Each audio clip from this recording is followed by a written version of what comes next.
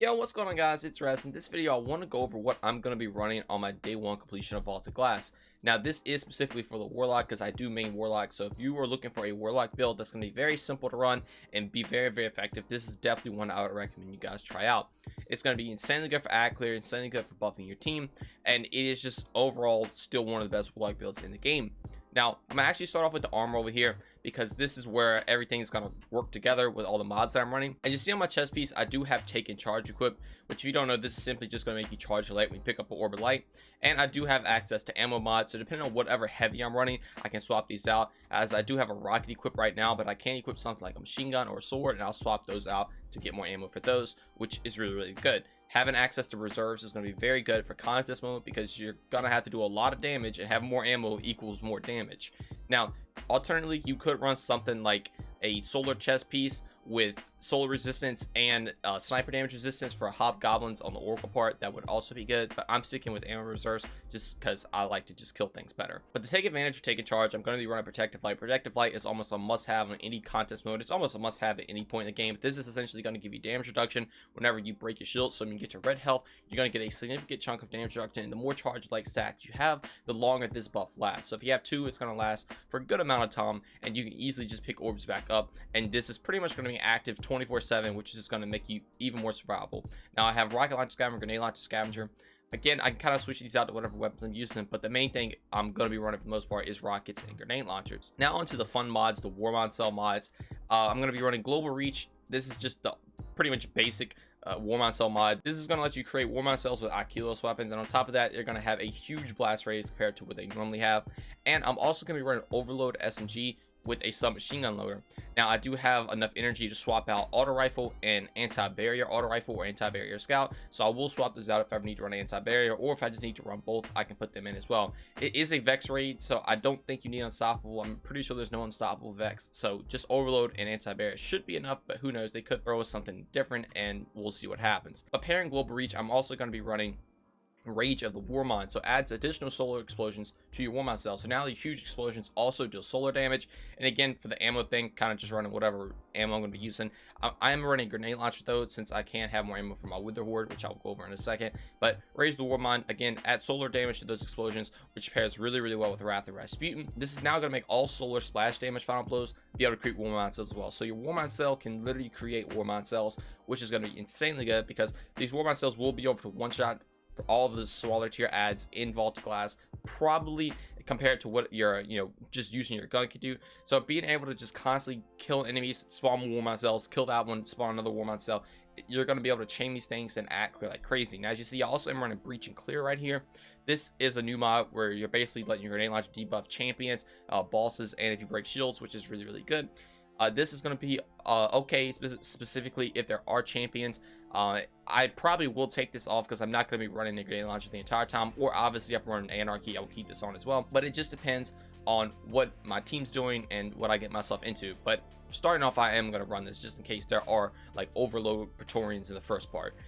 Now, getting to the gear, I do have a variety of weapons right here. Actually, I'm going to start off with Wither Horde. This is going to be the main go-to ad clear. With the Horde, we all know is insane. In Vaulted Glass, you can predict where the enemies are going to come out, so you can just shoot with the Horde in front of the doors, and you're pretty much going to kill everything. I foresee with the Horde actually being one of the best weapons to use, at least in the first couple ad clear parts of the raid, and I don't see how anything else could overtake it. But you know, they could, like I said, they could switch stuff up, and they could absolutely change the way mechanics work. But who knows? If it stays the same as it is, which I'm pretty sure it's going to, with the Horde, it's going to be top tier. Now, Succession. Reconstruction Vorpal, this is going to be good for bossing if you pair it with something like Anarchy. This is also just good for taking out hobgoblins if I need to take them out if they're becoming a threat. Really good. Heritage, again, a very good up close shotgun to take out the Praetorians if they're rushing you, which is nice. Also have Bastion right here. This is going to be, I think, pretty good for taking out oracles. Obviously Xenophage is probably what most people are going to use, but if you need to run a special weapon to do it, I think Bastion could be a good option. Then Night Watch right here if I need a longer range anti-barrier weapon. Again, this also can take out hobgoblins. This is the overflow explosive payload roll, which is really good. Then Izanagi's for DPS. Pairing this with something like a rocket launcher can do extremely well for damage as well, but you know, just depending on the strats we're going to use, is going to determine how I actually do boss damage. But this is also just a good single target weapon as well. Then 7-Star Carbine. This might be a little weird, but it has 4 times the charm and vorpal, so if I need to take out champions, I can run anti-barrier auto, and I will still also be able to create war mount cells with this weapon, which is really good. Now Achilles SMG is also the next main weapon. This has demo on it. You're gonna be able to get your grenades back, and since I'm gonna be running well, or I'm gonna be able to throw the healing grenades, and if you couldn't tell already, I'm gonna be running Phoenix protocol, so I can just spam well reagents over and over again, so I can just keep getting my well back to support my team and give us damage bonuses. And when I get into something like a boss fight, I will swap to this chest piece right here and put Lunafaction boots on, so I can give my team a bunch of range and reload speed when it comes to boss damage. So that is the 2 things I will be swapping out. I could use the new Warlock boots right here. I just don't foresee them being any better than running Phoenix Protocol, at least in contest mode. So that's why I'm just sticking to Phoenix Protocol, and I will swap the Lunafactions for boss damage. But getting back to the weapons, first in, last out. Again, sort of like the Heritage. It's just a really good shotgun, kill enemies up close. Null Composure can be good for Praetorian since they do have void shields. I will keep this, and it also is pretty good for At Clear. Same as the Salvage Salvo right here. This is going to be really good for At Clear as well. Plus, it can proc things like Breach and Clear. Then I also have a Truth Teller with blinding grenades and all loading. Blinding grenades could be really good for this since enemies are going to have a lot more health since it is contest mode. Say something in like the end of Atheon where you get teleported, you could just shoot a grenade launch down there, blind all the enemies, and you don't really ever have to worry about somebody throwing grenades like they did back in D1, because you have a grenade launcher to do that for you now, which is really nice. Aquila Sniper Rifle, again, boss DPS. This can also spawn war mount cells. Then Shadow Price, again, if I need to take anti-barrier auto rifle, this has overflow and disruption break, which would be really good.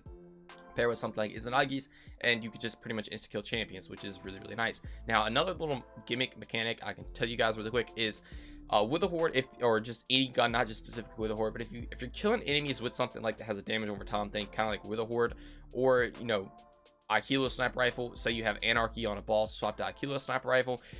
If the Achilles is out, it will spawn, the Anarchy itself will spawn the war mount cell because you have the Achilles out. So if you have with a horde out, killing enemies at a doorway, so shoot with a horde, then swap to that Kilos SMG. The with a horde kills are, I guess, technically counted as Akilos kills, and they're spawning war mount cells because of it. But you have to have the Akilos weapon equipped as another weapon's getting kills. So whenever you shoot a with a horde, since it does have auto loading holster on it with the masterwork, it is going to be really good because you could just shoot and swap to Akilos and start shooting more, and you're gonna have war mount cells coming out all over the place. And if you remember the build I'm running, you're gonna also have those war mount cells spawning war mount cells and just destroy everything. But heavy weapons, Code Duello, one of my favorite rockets now. Field Prep Frenzy with double reserves, you can get up to like 10 rockets with this thing. This is not only be good for boss damage, it can take out the Praetorians that are rushing you just with 1 rocket probably, which is going to be really good. Then Fallen Guillotine as well, since Praetorians will be a thing. This is a void sword that could again probably just insta kill one of them, which would be nice if I need to throw that on, which is good. Then if I ever need to run a at clear weapon, I have a Swarm with Outlaw and Dragonfly with Dragonfly spec as well, which is really good. Then obviously Anarchy, Xenophage, the 2 classics, just the most consistent weapons in the game. Anarchy really good for boss damage, pair with, like I said, something like Succession. Xenophage also really good for boss damage and probably for taking oracles out, and it's just overall one of the best all-around go-to options. Then Deathbringer, this is the one everybody's questioning.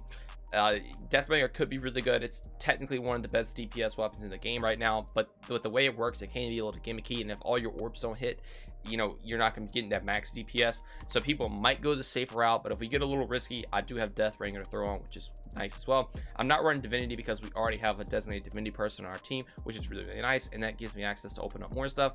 And that is honestly pretty much the entire build. So again, overall, this is a very at-clear focused build, and I can simply swap to something like this to do boss damage, which is really good as well.